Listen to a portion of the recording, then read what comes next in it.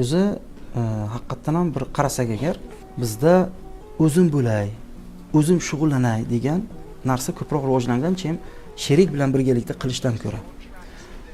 Aslida esa dinimizda, hadislarda shunaqa keladiki, agar bir odam, bir ikkita odam bir-biri bilan sherikchilikda faoliyat yuritmoqchi bo'lsa, niyati xolis bo'lsa, xiyonat qilmasdan halol pokiza ishlayman deb niyat qilsa, Alloh taolo aytadiki, men uchinchi sheriklaringiz bo'laman, o'zim yordam beraman deydi.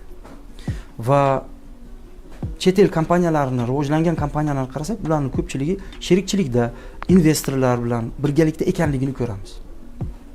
Bizda esa faqat o'zim bo'lay, o'zimni pulim bilan qilishim kerak. Hech qanday sherik yo'q, chunki maqol bor bizda.